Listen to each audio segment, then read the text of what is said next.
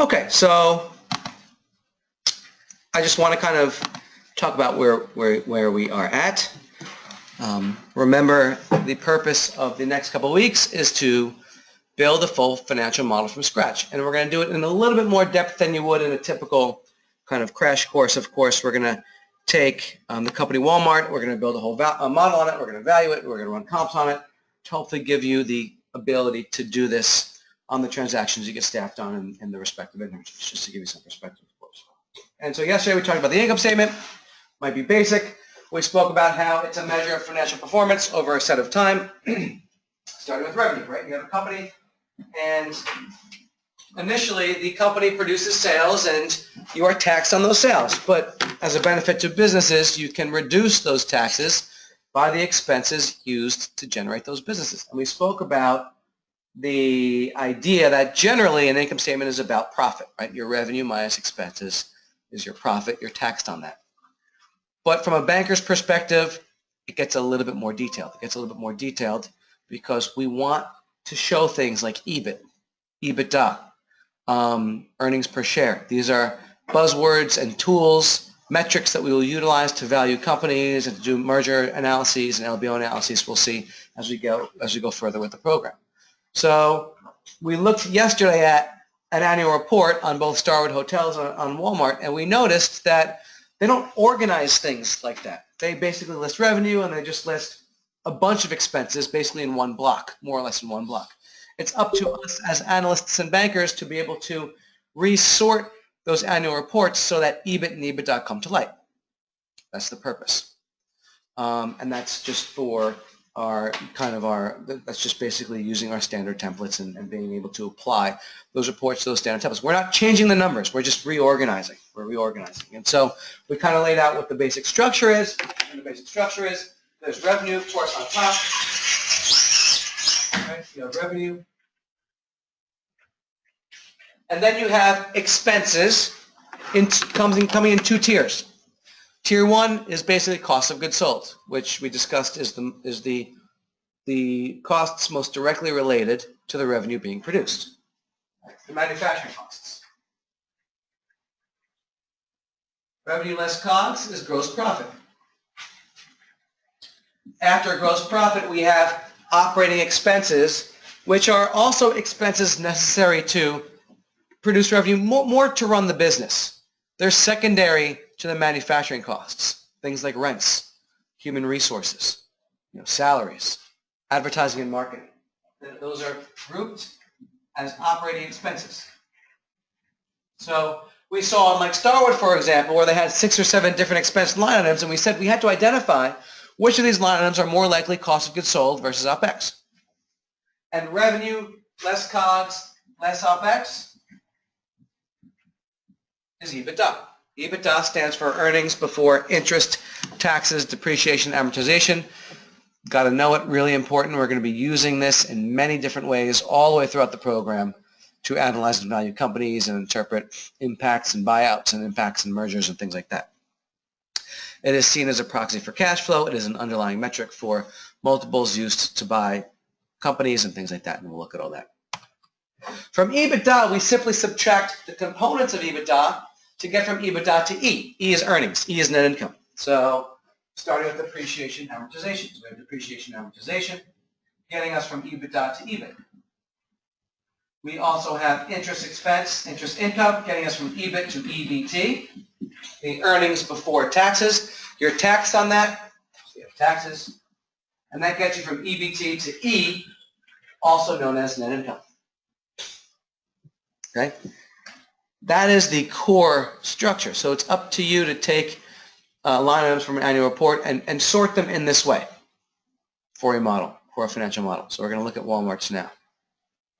There are also several other income statement sections and items you should be aware of. Underneath net income, there's a category called distributions. Now, sometimes you don't see a whole section called distributions, but you see those line item components that make up distributions individually listed. For example, dividend payments. Right? Distributions are payments to equity holders, dividend payments. Minority interest payments, non-controlling interest payments. distributions. Another section is non-recurring or extraordinary items. Non-recurring or extraordinary items are expenses or groups of income that are one time, probably won't happen again, or are just not core to the business operations. They're in there because they're tax affected, they have tax impacts, but they don't really drive the core operations for the businesses. So we as analysts, when we identify line items, we might identify line items up above EBITDA that we've identified, they were in the annual report above EBITDA. We've identified them as non-recurring. We have to pull them out. And we're going to learn how to do that when we look at the comps.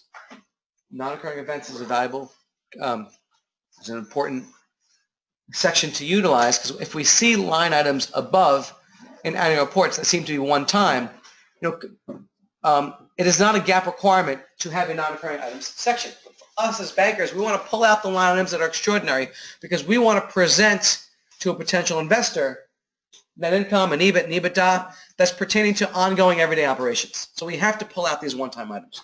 We'll look at doing that when we get to the comps. But just know for now it exists. There's also another section, other income. Right, other income is up in the EBITDA area. And we spoke about other income. We spoke about what it is. It is income generated from the business that's not considered revenue or not yet considered revenue. And we talked about that because it can sound confusing and complicated.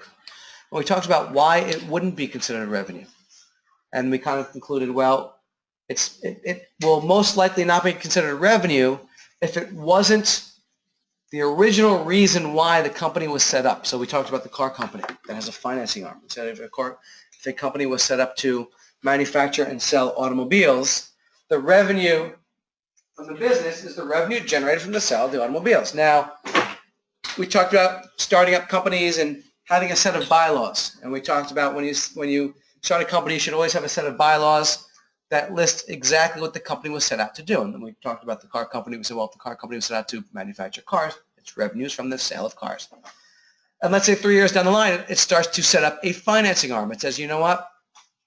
I want to be able to allow the customer to pay me for this car in increments, and I can charge interest and receive interest income on that. Now, we can't count that as revenue because that was not the core reason for why the business was set up. Even though it's generating income for us, right? It's not the sale of the cars. It's not the core reason why the company was set up. Yet, it is still ongoing, continuous, and probably very profitable for a lot of car companies, income. So it's other income. Now we spoke about something else very important, which we will hone in on when we get to valuation, is where do we place other income in the income statement? Because again, like any other line item in an annual report, it might be placed randomly anywhere. If you look at 4 or 5 different annual reports, you won't see much consistency in where the line items will be placed. They just lay everything out. Again, there's no gap rule for EBITDA and EBIT and making sure that that's identified. We want to do that as bankers. So we talked about other income as potentially being above EBITDA or below EBITDA, and this is very important. And what do we say about that? Yeah. It's not a company merged to somebody else, and the other main company wants to resolve this business like the above. Yeah, that was one example. Yes. So let me repeat what's being said for those online. So if for example, you want to buy this business and you're analyzing the financials of this business, let's say we're an investor and we want to buy the entire car company. So we say, okay, well, do we want this financing arm? When we buy the company, are we going to keep that financing arm or are we going to dissolve it? If we're going to keep the financing arm, then we want that other income to be part of EBITDA. We want it to be above EBITDA because we are going to value the business off of EBITDA. To us, the EBITDA, that's the income generated from the business, should include the income from the financing arm because we're going to get that. Now, there might be some situations where we don't care about the financing arm. One example is if we were a big car company that's buying a smaller car company, and we already have a financing arm. And when we buy the smaller car company, we just care about the brand and the product, and we don't care about the finance. We're going to look at and value that company and think, when we buy this company, we're not going to take that. We're going to dissolve that financing arm. And we don't want that other income as part of EBITDA. We want to analyze the company as if that other income revenue stream or other income stream wasn't there, because it won't be when we buy it. This is a step into, again, these courses are not about just throwing numbers into an Excel model and making sure it works. It's about thinking like an analyst. And ultimately, as we get down to the second half, thinking like an associate. And these are the questions you want to start asking yourself. Right? I want to make sure you know how to think about these things. Okay, so that's generally the income statement. Okay, and then we took a look at Walmart. So I'm going to open up the model. We took a look at Walmart. We took a look at, actually, let me first pull up the annual report. Okay, we took a look at the annual report. There it is.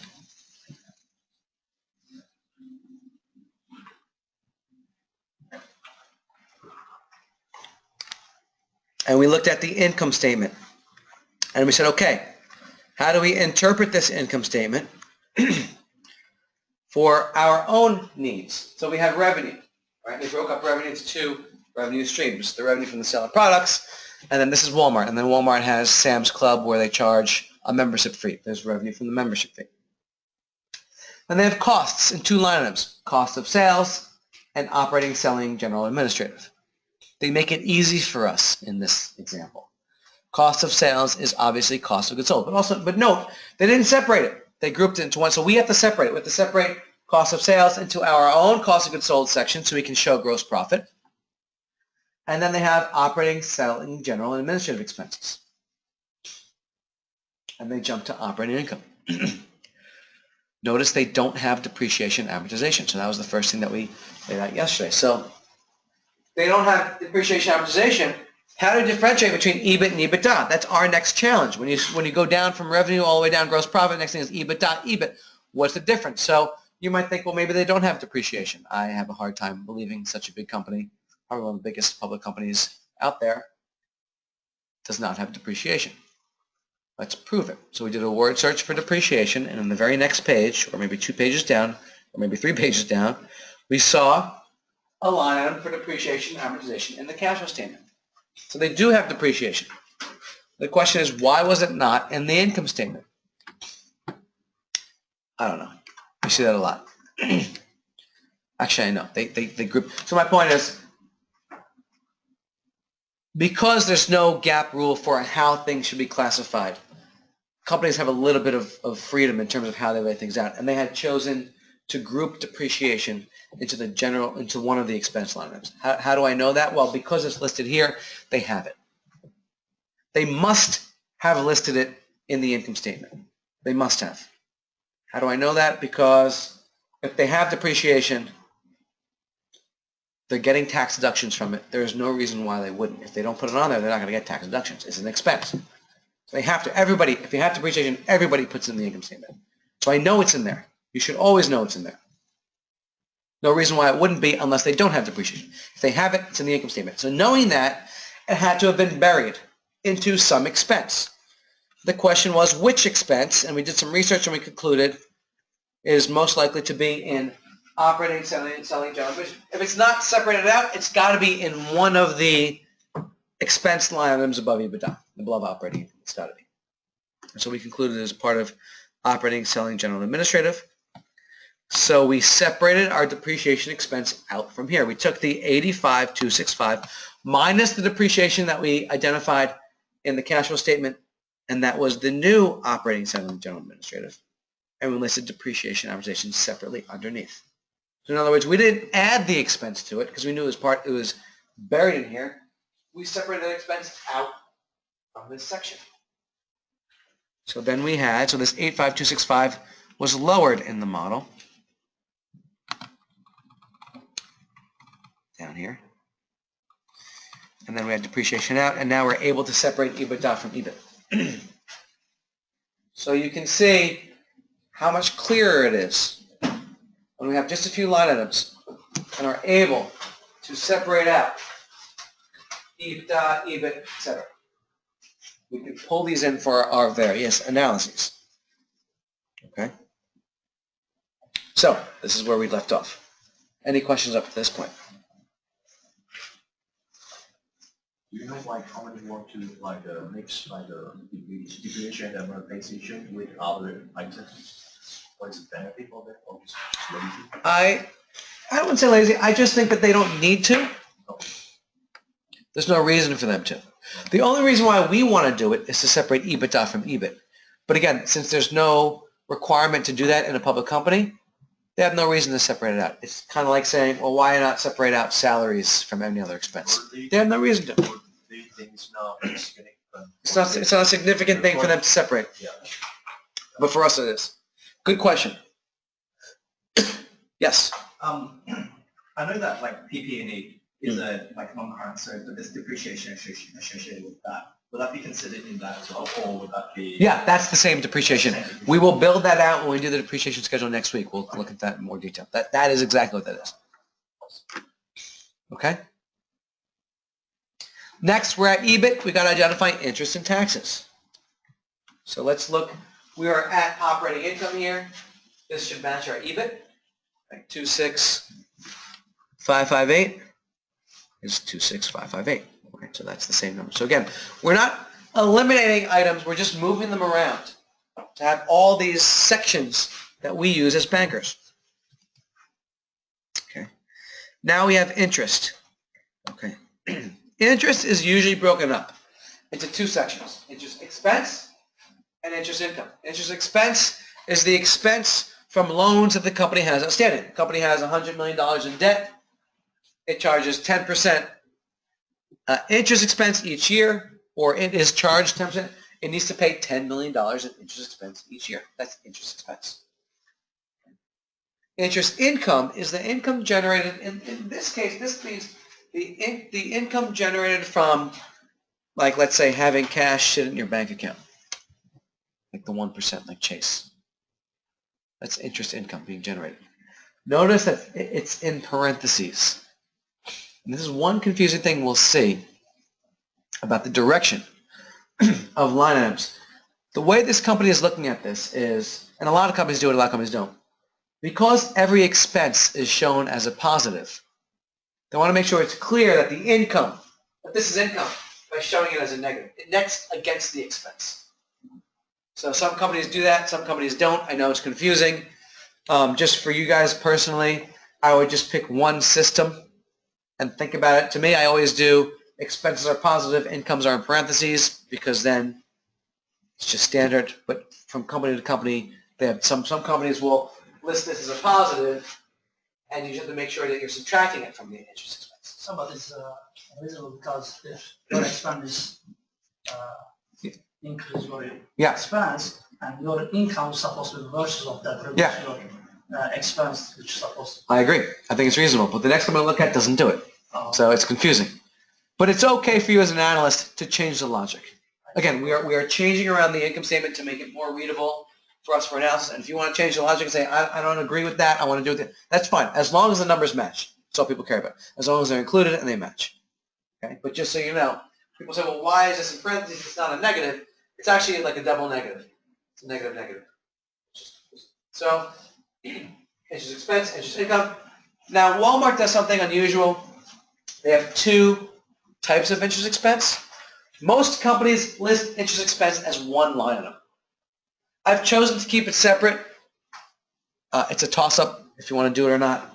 I've rarely seen companies separate out interest expenses on the income statement by debt type. But this company happened to do it, and I decided to do it. So let's just hard code in interest expense, interest income, just as they've done it. Okay, if you've already did it, great. So the interest expense from the debt, 2034 and 1928. The capital leases, 288, 277. And interest income in parentheses, minus 162, minus 201. Okay, so I'll give you a second to catch up with that and look at those numbers. And then I'm going to total everything up, just add all three together. I don't know if you know about the hotkey Alt equals. Alt equals is a quick way to sum everything. Alt equals. I'm going to keep showing you some hotkeys. Hold down Alt and hit equals. And I'm going to leave it up to you to build the 2010 as extra practice. You can then calculate EBT, again, just continuing to subtract down, and the margin. And I'll give you a minute or two just to catch up because I did that pretty quickly. Okay. If you don't mind giving me a minute, you can probably tell I need a tissue. It's a little cold.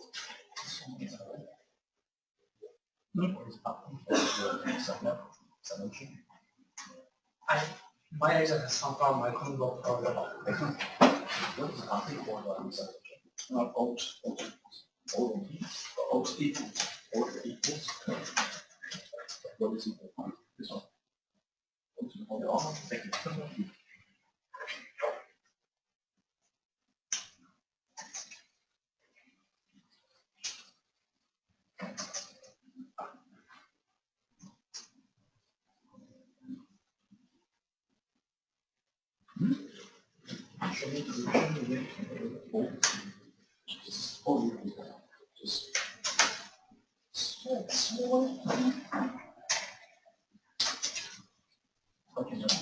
Oh, got it. Thank you. Okay.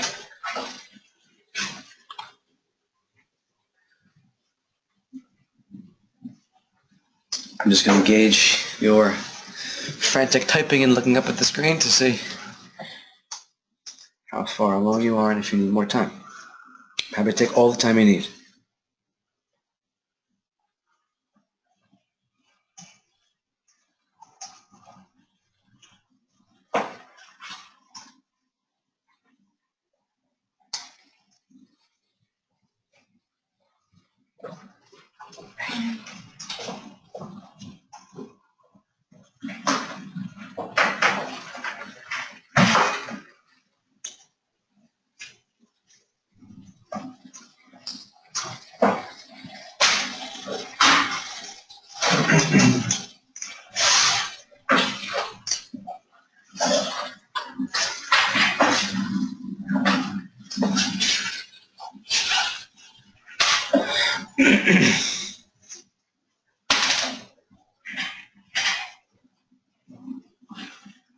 You guys okay?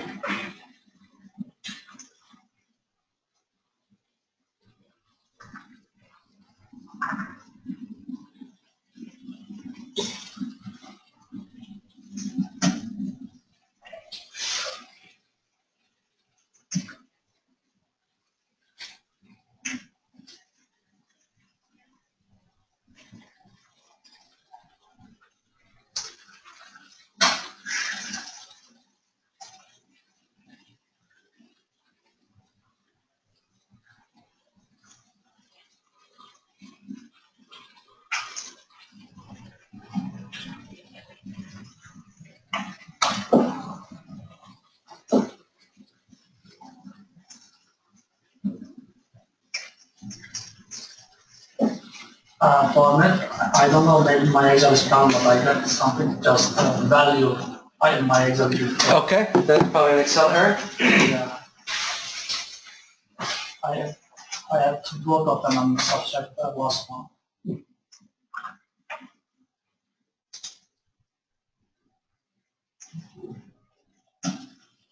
Oh, maybe my Excel is.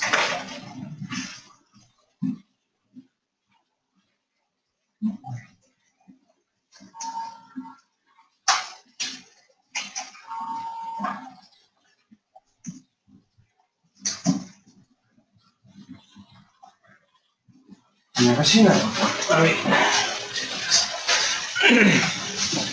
Oh, unless I know what could have happened. No. Oh, yeah. This. Leave a comment there. Oh, Yeah. And it thinks that it's no longer a number, and it can't add it like a number. You guys okay?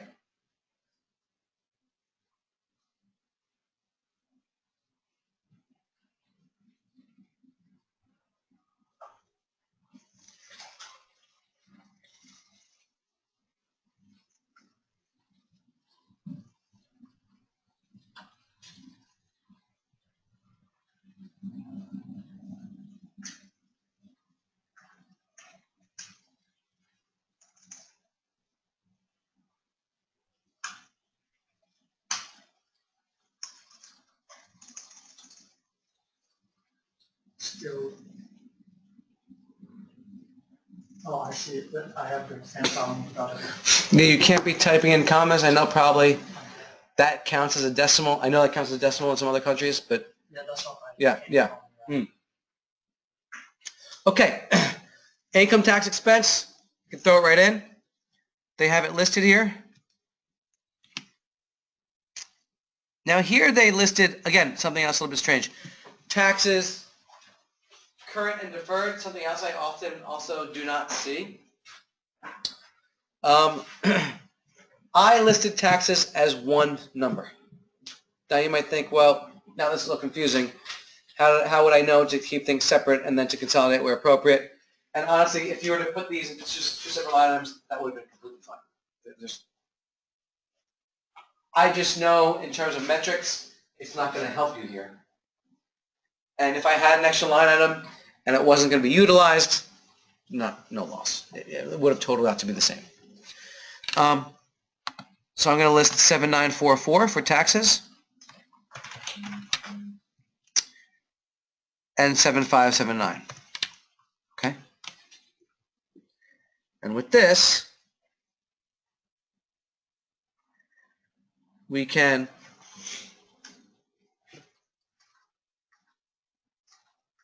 calculate the tax rate. Calculating the historical tax rate is going to help us figure out what the tax rate should be for next year. So we're going to talk about applying historicals and making projections.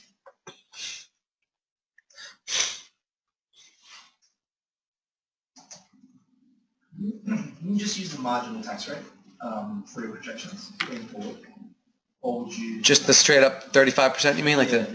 I would look at that. I might not necessarily use that per se if the company, for example, is getting consistent tax deductions and their tax rate's lowered to like 25%. Some companies do. I don't think it's going to be the case with Walmart, but you do want to do a little bit of research on that.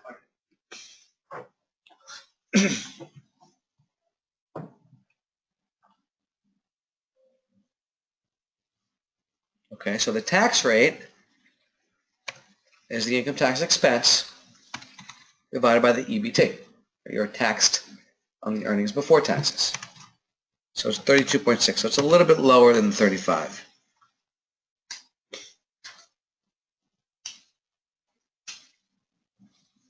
Okay. And then we can calculate net income. And I'm going to do let me just do a pause here because I see a lot of you guys trying to catch up, and that's completely fine. I'm just going to do a little pause. Okay, continuing down. If we look at Walmart,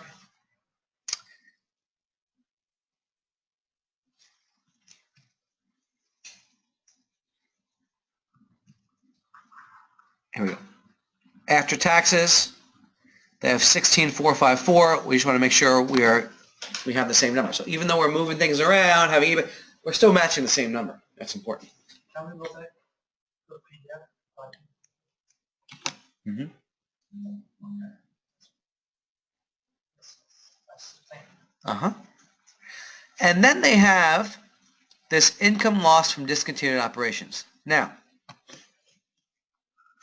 this is something that is quite confusing and even first of all, this is a non-occurring event, of course. It's after net income. It's a loss from discontinued operations. It doesn't look like it's one time per se, but it's clearly extraordinary. But look at the way it's flowing. It's in parentheses, but this time it's in parentheses and it's reducing. It's going from 16,454 down to 16,387. So for some reason they changed the logic. I don't know why companies do that. It bothers me. So it's up to you to say, well, should we stick with this logic where, okay, parentheses is an income until the net income and then change it? Or do you reverse the logic so it's consistent with everything else above, which is an expense is a positive number and income is a negative number? So that's up to you. Now, I think in the book, I kept it the way it was just because it was very hard to explain. But probably in class, it's probably better to I always prefer to keep a very consistent logic. If it's in parentheses, it's income. If it's not in parentheses, it's an expense. I prefer that. Okay. Maybe it's because they already get like operating net income, so they for the rest of the extraordinary or the distribution just go. I mean, that's what they're doing, but why? I don't know. It's just confusing. So you got to be careful of that. And there's some people that switch it and then it goes back and forth. So my point is just always make sure the totals are working. And at the end of your income statement, just make sure your total still matches, because a lot of times when it doesn't match, it's because of that. It's because the signs are going in a different way than you expected it to go. So you always have to just kind of watch for that. So I'm going to show discontinued operations as 67. Okay.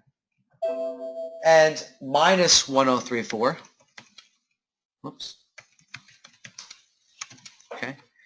Other was just part of the template. It didn't exist. I'm going to put 0, 0. Oops. I could have taken that line out, but we'll probably use it later. So the total of the non-occurring events is the sum of the two. Remember, you can use alt equals, and you could subtract to get net income after non-occurring events, and this should still match what we have here, and it does. The non-occurring events. Okay? Take a second to get that.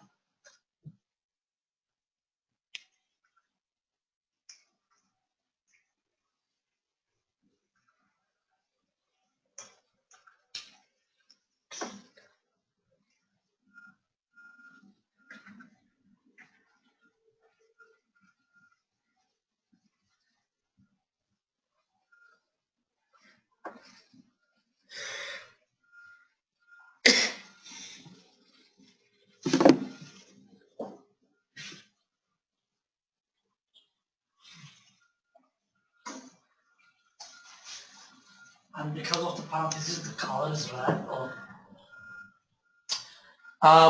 it can be a problem at some point for us? No, yeah, it's accounting. Accountants show parentheses as red. Because we did also the interest expense make that parentheses too, but it shows the blue.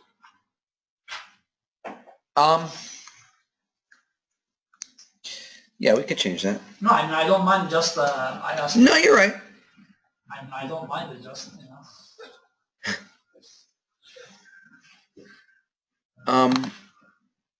You know, it's funny. Okay.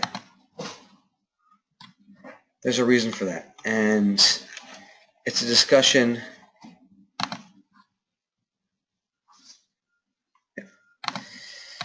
So for now, when you hit Control 1, okay, it's basically asking, do you want negative numbers in red or do you want negative numbers in?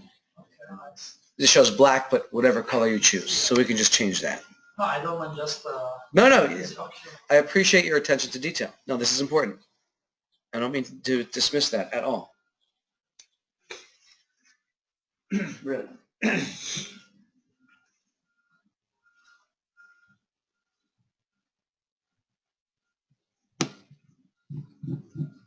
Okay. Next, I'm just looking at the line items that Walmart has and trying to make sure I'm including everything, and they have one other, which is consolidated net income attributable to non-controlling interest. What is that? You guys know what that is? First of all, what is it, and then where does it go? So, Alex. So it's a claim to net income to the other subsidiary businesses that they have. Yeah. So that's why you have to pay that out from your. Okay, so yeah, in short, and we'll spend a little bit more time, this is kind of an M&A thing. If you're an investor, or anybody that ends up buying stocks, a lot of you guys might own stocks, you get a dividend. You own stock, you get a dividend. If you end up accumulating greater than 20.1% of a company's stock, you are no longer a kind of public investor. You are now a non-controlling interest holder. You have a stake in the business. This is 20.1 to 50% of the business. And you don't get a dividend anymore. You get other privileges. You get a board seat, and you get a percentage of the company's net income. That's what you receive. You are now a non-controlling interest holder of the business.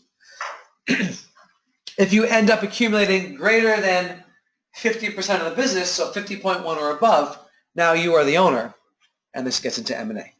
You are the owner, and a lot of things change. We'll talk about that. So they have somebody that owns 20.1% of the business or greater, and actually it's one of the family members. And so the company has to pay them out X percent of the business each year. This is a payout. What section does this fall in here? It's a distribution. Distribution to a non-controlling interest holder. Distributions are dividends or non-controlling interest payments. So just one other thing to note, and this is more M&A, when I say you're accumulating, you have to accumulate up to 20% of the business or up to 50% of the business, this is voting rights. Voting rights are different than the actual number of shares absorbed. So in other words, you can't just go online and buy 20% of a company's stock. First of all, that's impossible that's very unlikely for a lot of reasons. But you can't just buy 20% of the stock and say, I'm a non-controlling interest holder. Each share comes with a certain number of voting rights. You need to accumulate 20.1% of voting rights of the stock. And we'll talk about voting rights versus share ownership, etc. So the percent of the net income we call like a non-controlling interest. Yep. Yep. Okay. So we're going to list this out. Again, it's a payout. I'm going to list it as a positive, meaning it gets paid out, 688.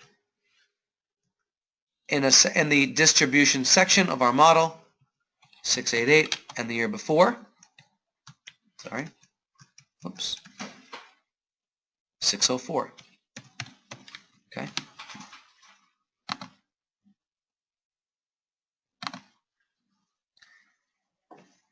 And because I mentioned what they pay out is a percentage of the net income, I'm going to have a metric here that shows what that percentage is so we can project that going forward. We'll talk about projections in a second. So I'm going to take the non-controlling interest and divide it by the net income. So it looks like whoever owns this is getting paid out 4.2%.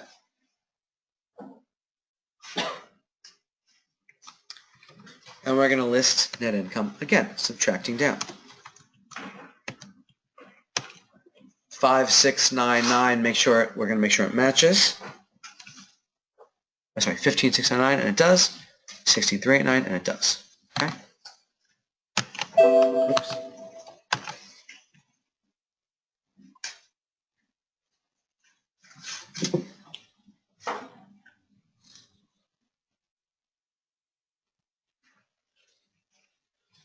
Just writing myself a note to send you the updated, so don't forget.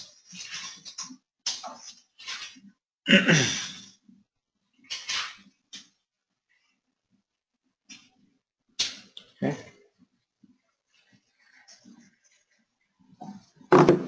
Okay.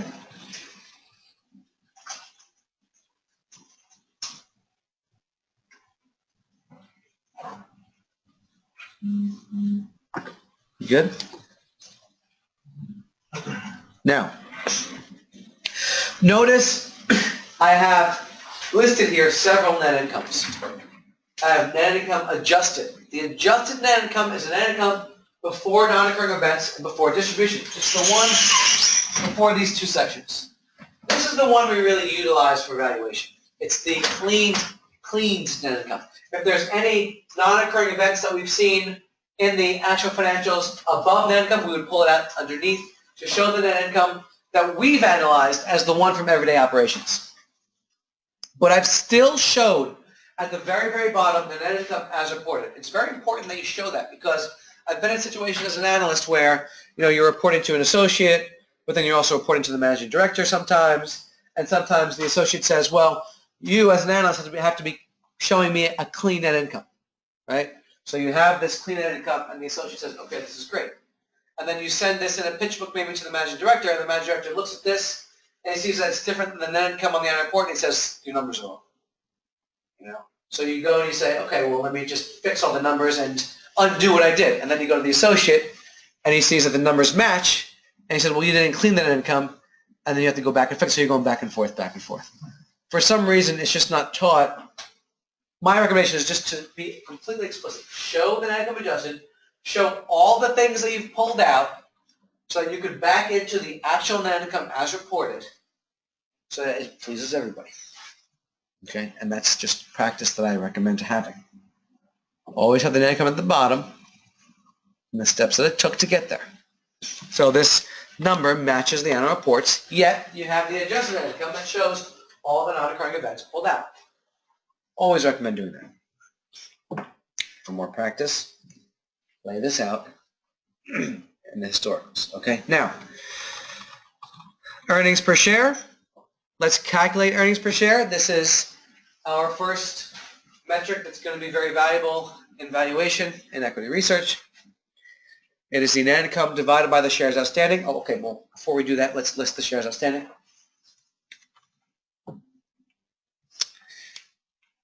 There are two types of shares outstanding. There's basic and there's diluted. Anybody know the difference? Difference between basic and diluted shares? Diluted includes options. So we'll have to calculate this a lot in M&A. The basic shares is the shares outstanding right now. Trading, you can buy it, you can trade it, buy it and sell it. People have stock options. We won't go into stock options in too much detail. But the option is a contract to buy. So if you're to invest in an option, you're kind of like betting. It's a gamble. You are paying a very, very small amount for a piece of paper, like $1. Say the stock is worth $50. You're paying $1 for this piece of paper that basically says, if the stock price achieves a certain level, then I can go ahead and convert this paper into stock. So you're paying $1 for that option, the option to buy. Okay. Let me finish that first. That's okay. And then we can ask questions. So for example, let's say that there is a company that has a stock trading at 50, right? And you buy an option that says, I can buy the stock at $55. Okay, so I pay $1 for that option. I pay $1 for the right to buy the stock at $55. So think about that. Right now, the option is worthless. Why would I pay $55 for the stock if I can pay $50 out in the open market? Right? But this becomes valuable once the stock price goes up. Right? So if the stock price ends up going way up and becoming $100, now this is really valuable. Now I can say, oh great, I have this piece of paper and I go to the company and say, you told me I can pay $55 for this stock and I have to honor it. Well, what I do, I pay for this stock $55, I sell the market for $100 and make that a profit. Those are options. So you're betting, you're gambling that stock price is going to go up in the future. If it doesn't go up, options are worthless. Expire. They could expire over time, or if the company goes bankrupt, then you lost. But you lost $1. You didn't lose $55. You just lost $1. Now, let's say you have these options. Let's say a billion people have these options, and the stock price is 60 now. So technically, they could do this, but they probably wouldn't, because a lot of people are waiting. Let's say they probably think, well, I can exercise now, but I'm going to wait for the stock price to go up more. I'm waiting for it to go to 100, 120, maybe even 500, like Apple. Right? So in this case, though, technically, they could exercise those shares today. So the diluted share count says, it's like what if every option that's exercisable today was exercised today? Now, how many shares will be in the market? That's the diluted share count. It's like a what-if scenario, because technically it could happen. It probably won't, but technically it could. There are a lot of situations where you have to be concerned about that. That's the diluted share count. We're going to talk about how to calculate that. Just answer my question. Okay, yes. The strike price and the current price, in fact, how many dilution right now? Yeah, that's right. Got it. So is it just options, or what about like warrants and options, warrants, stock options? We'll talk about diluting all these things. We talk about projections. Convertible security. Convertible securities is a little bit more complicated. We'll talk about that in LBOs. Because yes, there's partly yes, and there's another component to convertible securities. We'll actually deal with the convertible security in the Hines buyout. So, like the options out of the money, they will come into like the diluted. If they're not in the money, meaning this is like under 50 and this is worthless right now, they do not count. Only in the money options, meaning you could technically exercise that. And money also? Huh? And money? And money? In and out. Okay. Now, what situation can you think of where exercising these options is really important for us? Sorry, where the diluted share count is very important for us. What situation? when you calculate equity value? When you calculate equity value, why?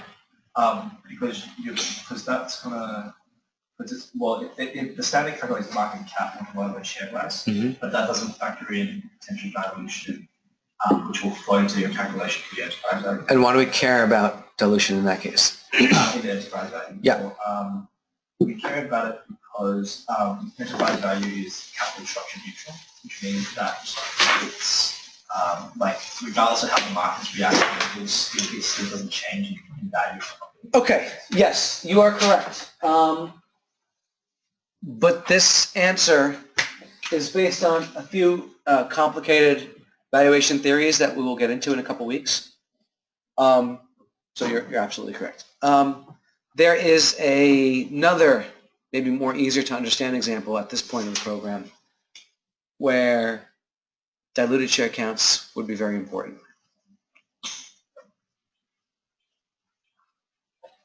It's a more complex topic, but in my case, I think it's easier to grasp. In what situation?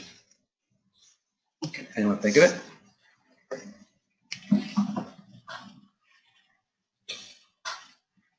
Give up? Huh? That's fine. Say again? It's fine. It's fine? What do you mean it's fine?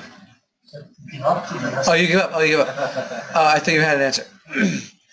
When you're buying a company.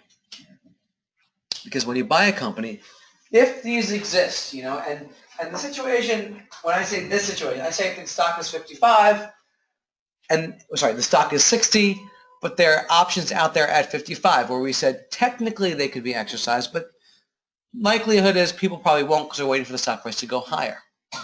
The exception to that is if you're going to buy the company, because if you're going to buy the company, it's their last chance to exercise the stock options. If you're going to buy the company, every option in the money will be exercised. So you have to be concerned about the diluted shares. Always when you buy a company. And we'll learn that in M&A. You don't need to know that now. Just okay, so what are the basic shares outstanding? We got to look them up here. Weighted average common shares outstanding, basic 3460, diluted 3474. Let's lay them out. So the basic shares is 3460, and the diluted is 3474. I put these in the wrong column. I'm going to move these to the right. Whoops. Okay. And the prior year is 3656 and 3670. Okay. These are the basic and diluted shares, respectively. Okay.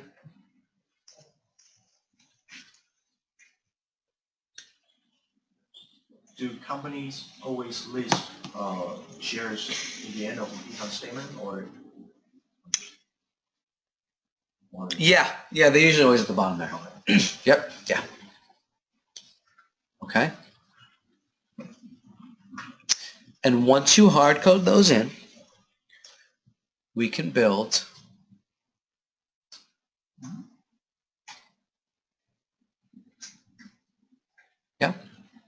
the earnings per share. So the earnings per share is the net income divided by the shares outstanding. Now,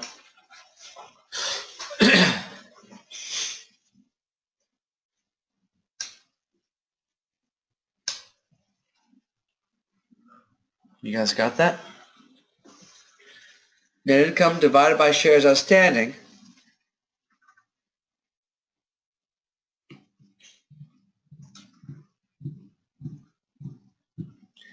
which is our earnings per share.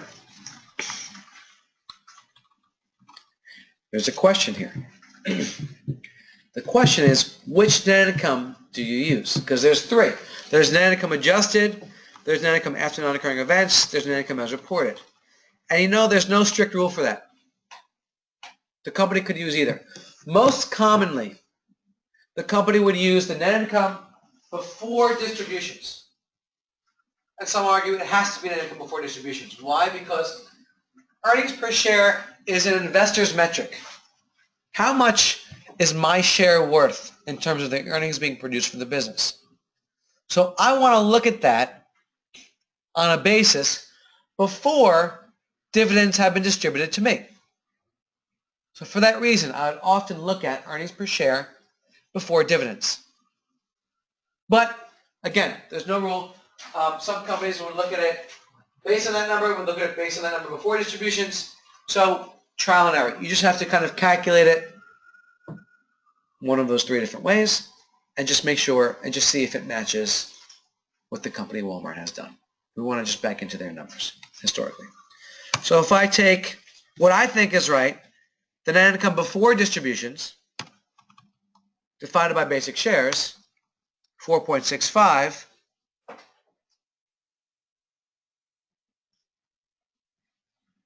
it doesn't match. Okay.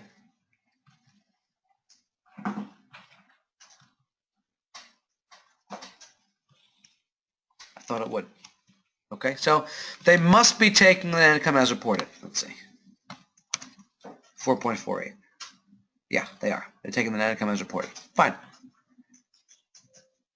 4.48. Okay. I guess that's kind of okay because there's no dividends. If there are dividends buried in here, I think that's really strange. But it's not controlling interest. That's fine. To a shareholder, yes, to a shareholder, you would still incorporate the non-controlling interests. Copy to the right. I'm sorry, what would it be strange if dividends was coming down? What would you think that was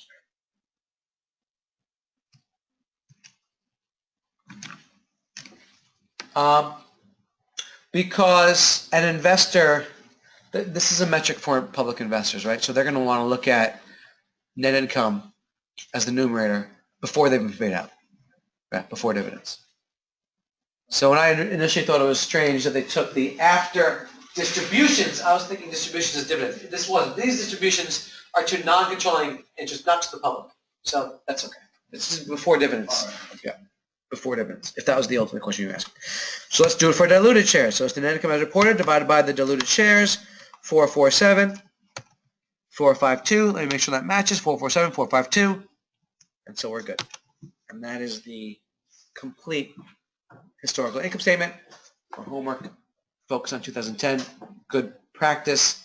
The book pages through it step by step. If you need more practice, read through those pages step by step. If you got it, then just lay it in there and just focus on the conceptual side of the reading, which is what I gave you yesterday. Okay, let's take a 10-minute break. If you guys need catching up, good time to catch up. We're going to talk about making projections. Okay? I'm going to leave this up, okay? Okay. I want to start talking about high-level projections. So how do we think about now projecting the income statement, which is a little bit more difficult? So now that you have the one step and the tools of laying things out, how do we think about looking ahead? And first of all, there's a couple of resources that I would recommend you to look at. If you are assigned to a company that's public, I would definitely go to their website and find out when their next earnings release is and get on the earnings call with NYMEX, North Bay, whatever they call themselves now. NYBay, Cedar, whatever, with a registered name, you can sign up for an earnings call and you can get on the earnings call, which is really important. If you've already missed the call, you can download the transcript and you can at least look at the transcript, because it is literally the CEO and the board of directors talking about the company, where the company's direction is, and at the end they do a Q&A where analysts would go in and they'll ask questions, and you can ask questions. We've had people do that. I've never seen it for North Bay, but it's at Kerburn and some other places I've seen people dial in and ask questions. But the point is, they talk about the state of the company. Go to the investor relations section, see if they have an investor presentation. An investor presentation is a presentation that's supposed to solicit more interest in their stock for investors. So they'll talk often they'll talk about the direction of the company. They might have EPS estimates, revenue estimates. If you can get your hands on Wall Street equity research, great. You probably have to have like a friend that's working at a bulge bracket bank, or if you still have a school account that might have access to that stuff, that's great, because it lists a company's full valuation from a Wall Street analyst that's probably has been working with the company for quite a few years. So he has a lot better knowledge of the company and its direction than you might. 3 great resources. Another great resource, another okay resource, but it's a good start kind of resource, is Yahoo Finance. And you might say, okay, well, Yahoo Finance. But Yahoo Finance it pulls their information from Thomson, which is a little bit more reputable. And they have a section on their website, I'm going to show you, that pulls an amalgamated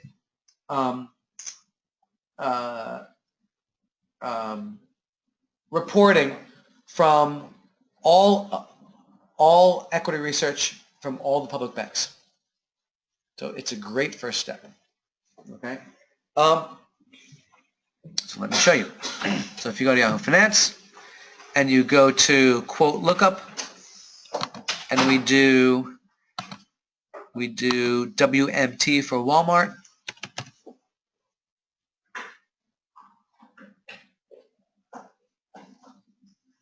Search. Yep, that's it. Bear with me, they changed around the layout a little bit, and it's really slow.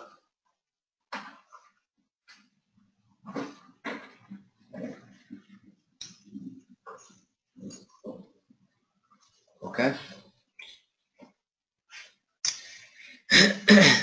And if you go to analysts, okay, this is actual feedback from Thomson, who's received it from Wall Street analysts from their reports. So it's pretty helpful.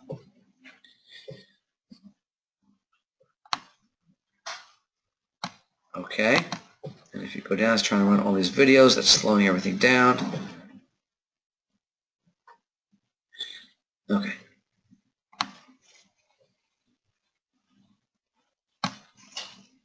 Okay, perfect. It tells you the number of analysts that have reported, 29 to 30, and the average estimates. It's really helpful. Okay. While this is pulling up, this is my recommendation, because a lot of you guys get stuck here. If you're staffed on building a model from scratch, income statement, cash statement, balance sheet, I recommend all this research stuff to save it for the end. Just get the historicals in and link the model together as best you can. When looking at projections, just take blind projections. Take like last year's revenue growth and just carry it forward. Take last year's percentages stuff and carry it forward. Get it in mechanically, and then save going back and tweaking all your research for that time. Because I've seen too often somebody gets staffed on something and they say, okay, well, it's due at the end of the week. And you're like, okay, I got 4 days. I see a lot of analysts printing out the annual report. printing out the 10K, which is like 100 pages. They go get coffee, they come back, they're paging through the annual report, they read it, you kind of get tired, you maybe go get a bag of chips, you know what I'm saying? And then the associate comes in and he says, okay, where are you with the modeling? Well, I didn't get to it yet, I'm doing some research. Doesn't look good, right? So just get the numbers in, get everything linking, so you have a deliverable. And then say, okay, well, I just threw the numbers in, now I'm at a point where I'm researching the assumptions. It's a lot better strategy. So I'm going to go into time management and things like that. And so using this, a lot of people might say, oh, Yahoo Finance, whatever. And yeah, I agree with that. But this will give you a great first cut indicator as to where the revenue trend should be, so you can at least throw numbers into the model and then go back and do your research and read the annual report and do a lot more researching. And then you'll have time for all of that. Right? And then you can be thinking like an analyst and associate, but at least you'll have the deliverable under your belt and you'll look a lot more productive. Okay, so we're going to use this. We're going to use this in the light of the model, which is here. Please go to the top.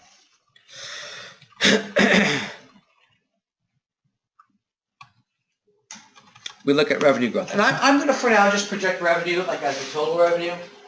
And I would always do that. I think Chris asked the question about breaking out revenue, and the way I do it, but again, breaking out things too much, I don't think anybody would ever criticize you on. You can always break out things as much as possible, except that it might, unless it slows you down.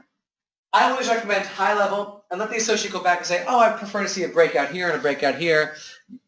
You're producing faster. So I'm going to produce revenue from a high level. Now they had 3.4% growth in 2011, 6% in 2012. As a first cut, to get the numbers in, as suggested, I might just take 6%. But I will just take a quick look at Yahoo Finance. Quick look. Let me make sure. I hope this is recording. Yes. Okay.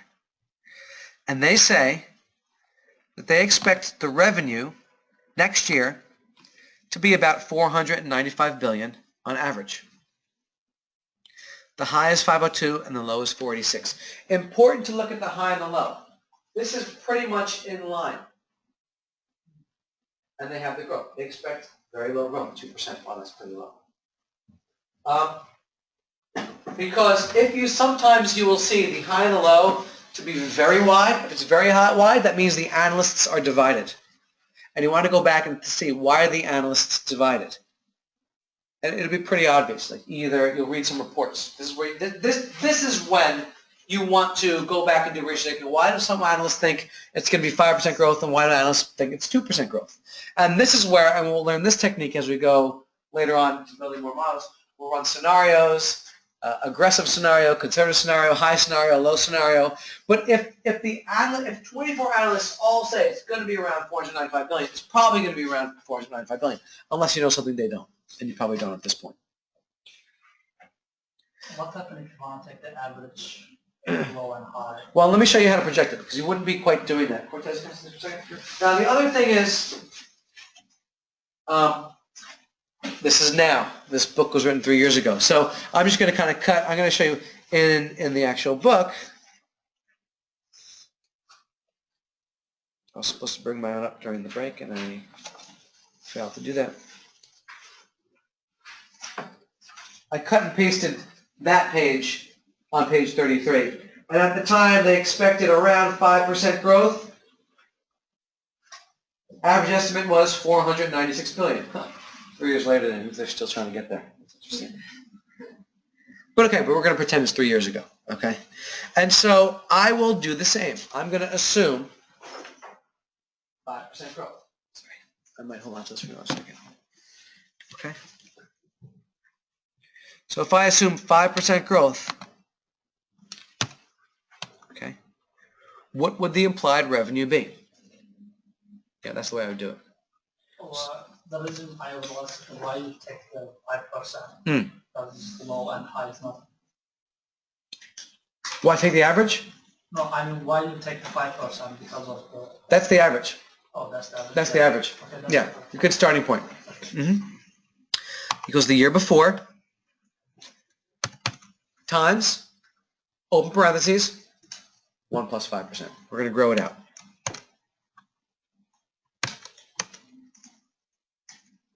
Now, something's wrong because, did I read this wrong? I think it might have been 6%. I think it just might have been blurred. I actually thought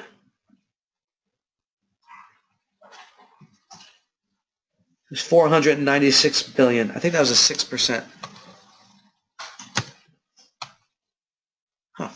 Am I reading this wrong?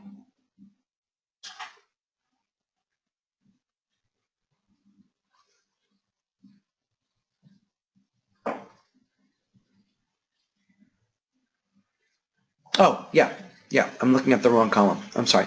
Yeah, 6%. The average is 472.5, and at 6% we have 473. So that's pretty much in line. I was looking at the wrong column in this book here. I was looking at the year after. Okay.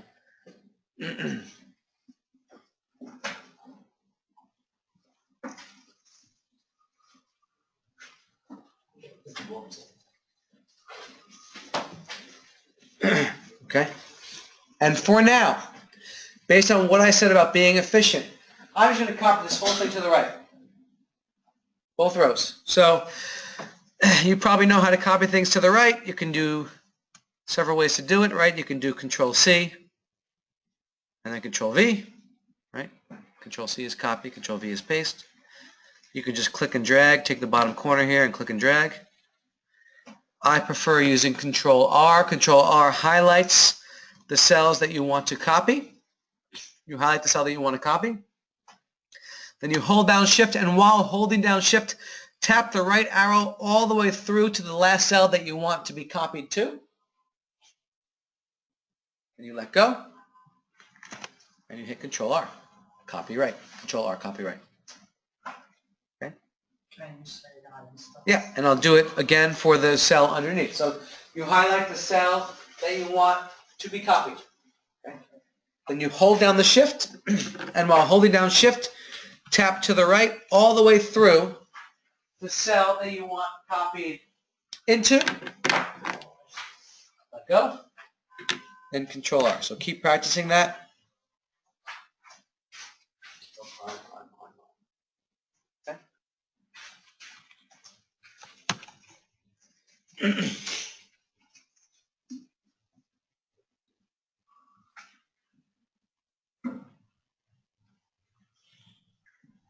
Okay.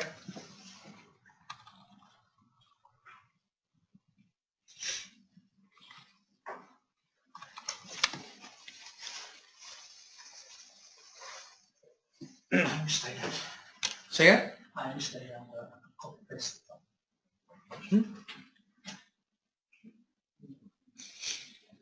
You mean, you know why you got an apple? Oh, you got it? It works with the apple? It's command. What's command? Command shift. Oh, he's got it. Okay. Command shift. Thank you. Okay. Cost of goods sold. You notice we look at these costs as a percentage of revenue. Why do we do that? Because you're assuming that if revenue increases, the cost of goods sold will also increase in line with it. This is a direct cost. Yeah. We're assuming the cost of goods sold is variable. There are variable costs and there are fixed costs. Yeah. Cost of goods sold being variable means it increases or decreases in line with your production, in line with your revenue production. If your revenue would drop, you wouldn't be selling as many units, you wouldn't be buying as many units, so your cost of goods sold would drop with it. Cost of goods sold is almost always a variable cost, as opposed to a fixed cost, which is something like rent. As an example, rents. You rent a floor in a building. Maybe your rent will increase 5 or 10% a year. It's independent of the revenue that you're producing. It'll just sled. That's a fixed cost. There's fixed costs and variable costs. Cost of goods sold is almost almost always variable. So we look at it as a percentage of revenue. And for now, since it's around 75, and yeah, it's steadily climbing, and we can model it in, steadily climbing to at the end. For now, if it's 75, I'm going to assume it'll continue to be about 75% of future revenue. We can tweak that as we go on. But again, given what I said before, an efficient analyst, let's just take last year's metrics and just get the model in there, and then we can go back and tweak. Let's stick with it that way. So to project, it's 75 times the revenue. Copyright, I'm going to do it very quickly, but I'm going to give you time to catch up. Copyright. Gross profit, these metrics don't change. Copyright, I did that very quickly. I'm going to give you time to catch up. Selling general administrative, same thing. If it's 17.3, I'm going to, as long as it's relatively consistent, if it's completely bouncing around, then something else is going on. As long as it's relatively consistent, I'm going to assume 17.3 for now, just to get the numbers in there, which means my projections are going to be 17.3 times the revenue. Okay. You're getting slightly different numbers on row 14. Okay. Is your 75 linking from the year before or hard-coded? I actually copied it and it became 74.98. Okay. Yeah. That's what I want. Yeah, small difference. Yes. We have our EBITDA. I just copied that total to the right. And take your time to catch up.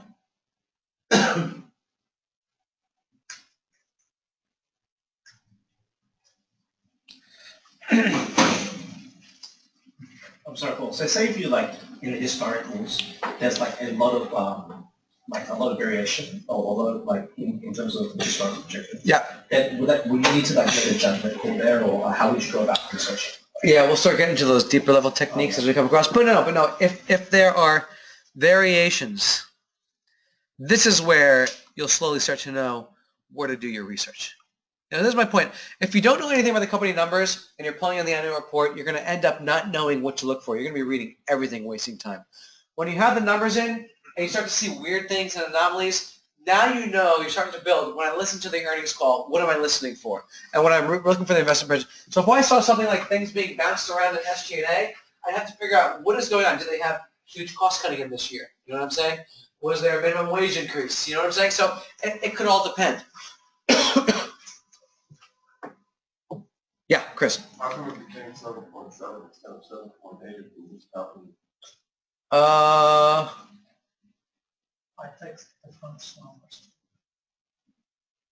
Mine stayed 7.8 and I got different. Did I do something wrong here?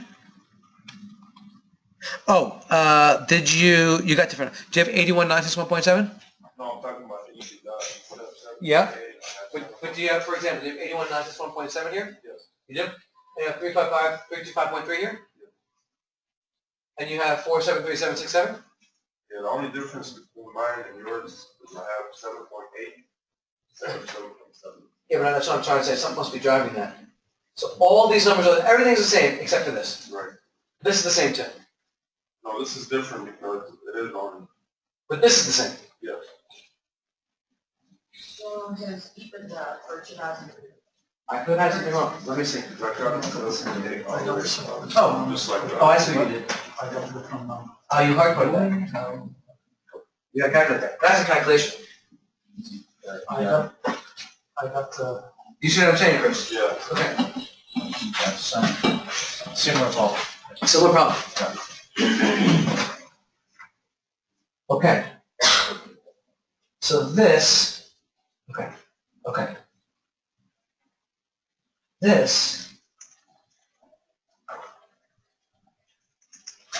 okay, this is not correct. You just copied this. This you have to recalculate. Oh, As you have calculated it, same way. 17.3, hard code. Calculate the projections. Okay. Take a look at that. I'm going to give you guys another couple of minutes. we will start to see in every full-scale model that we build, depreciation we will do later. Depreciation will come from the depreciation schedule we'll talk about next week. We'll be linking it in. Interest expense, interest income, we will do later. It will come from the debt schedule that we will build at the very end. It's the last schedule we build. So we'll start talking about the process. We're going to feel for the process. You can copy to the right a lot of these totaling line items. The EBIT, the net interest expense, even though it's going to be zero, just so we can carry through our totals, and the EBT. These we can carry through.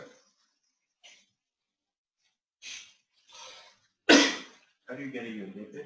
You just copy one? Just copied it. Yeah, all these totaling numbers. Copy your EBITDA? Yep.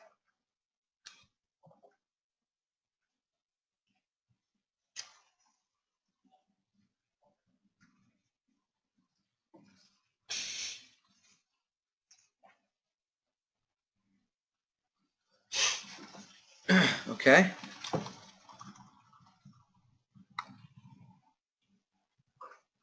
You guys have that? Now, Alex had the question. We oftentimes with taxes, I would just take the 35% rate, but I noticed it was never 35%. So usually I would take last year's, like I did with everything else, 32.6. As I said before, over time, once we have numbers in there, you'll do more research and you'll adjust. And it happened to be, as I was writing the book and building this out, that I found a note that talked a little bit more about taxes. In that note, tax. Let's see if I'll find it quick enough. If not, I'll just read it in the book. I cut and pasted it in the book.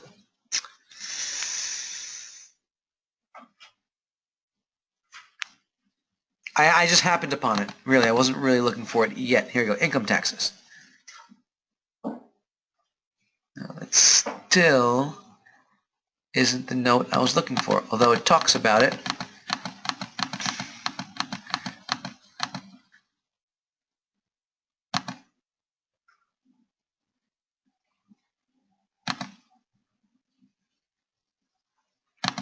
It's on page 25. Ah, thank you. How did I miss it? I was probably already past that page. So 23 on the PDF.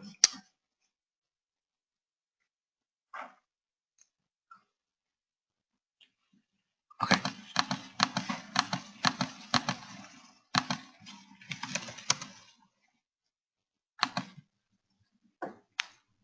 If you go down, page number 23 on the PDF itself. I see. Okay. Right there. Okay, here we go. So, right, so they say we expect the next year's taxes to be approximately 32.5 to 33.5. So I took the midpoint of that. I thought that was a little bit more accurate. Now, you could have argued with me and said, well, I would take the conservative side of that range, 33.5.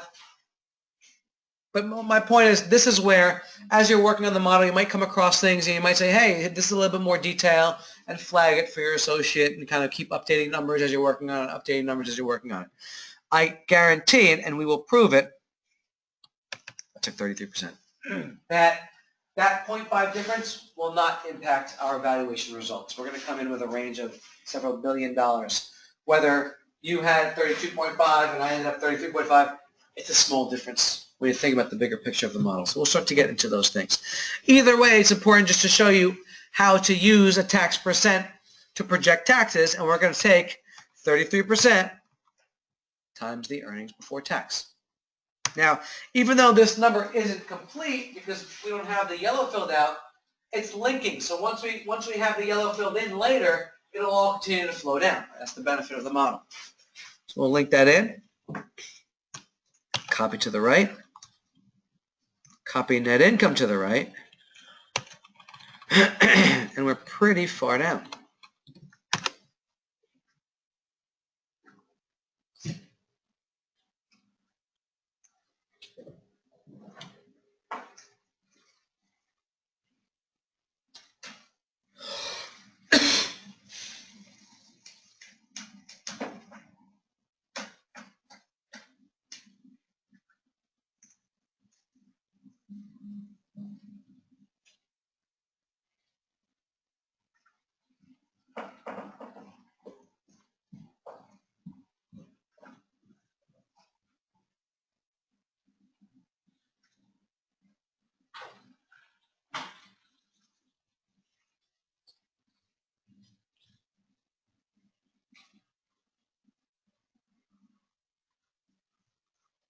That's okay.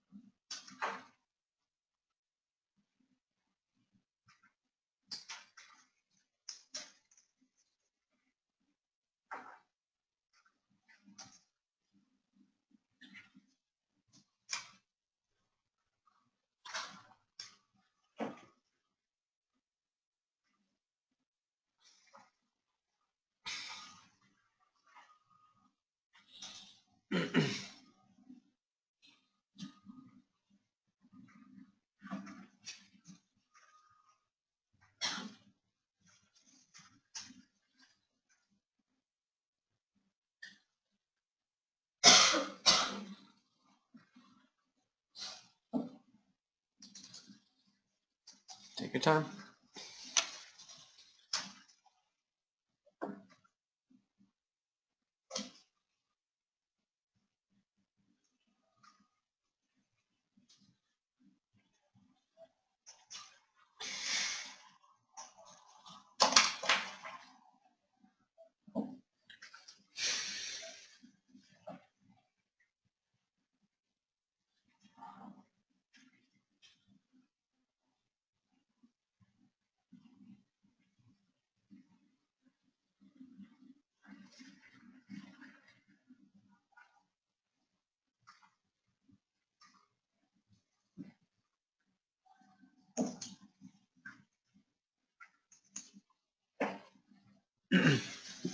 Okay. Discontinued operations, when we're making projections, we often assume it's zero, right? When we're building our model, this is what we want to get to really, it's the adjusted net income. Any non-occurring events we're going to assume is not going to recur anymore. So we usually project it at zero. I'm going to make those zero. I'm going to copy these totals to the right. Okay.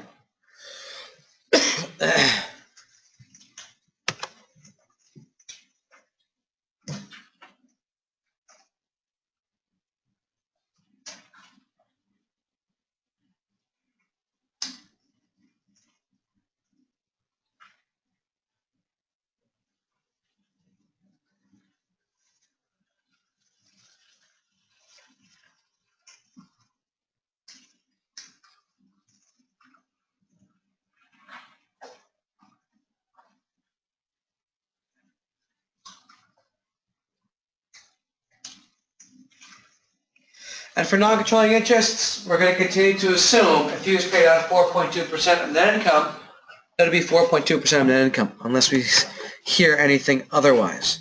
So that's going to be 4.2% times the 24. It's pretty high right now. Why is it high? Yeah, there's a lot of expenses we haven't laid in there yet.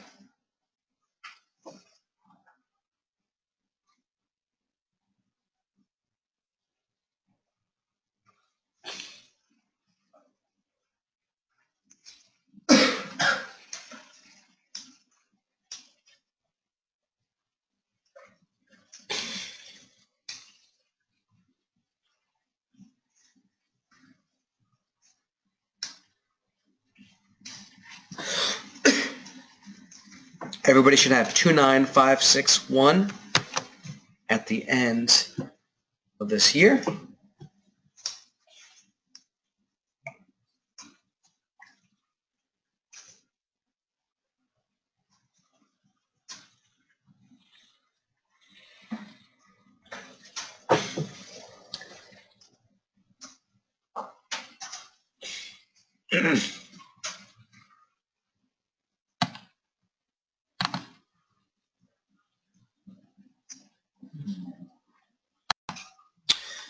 Okay, next, we have to project the EPS, and in order to project EPS, we have to project shares. In order to project shares, we have to dilute them. We don't have time to go through that right now. We're going to go through diluting shares, okay? Once we go through diluting shares, we'll complete this. I want to stress the income statement. I want to introduce the cash flow statement. I want to really spend tomorrow talking about the flows between the income statement and the cash flow statement to get a stronger understanding of how the cash flow works, kind of in line with what you did on the first day, the back of that kind of little mini test. So we'll spend a lot of tomorrow on more the concept side of cash flow rather than modeling. We'll focus on the modeling of cash flow next week. So really we're chapter 1. It's all about chapter 1 and then a little bit of chapter 2. So I'll send this to you with the appropriate reading, and tomorrow we'll talk more about kind of stress testing all of this stuff. Okay? Good. I will see you tomorrow.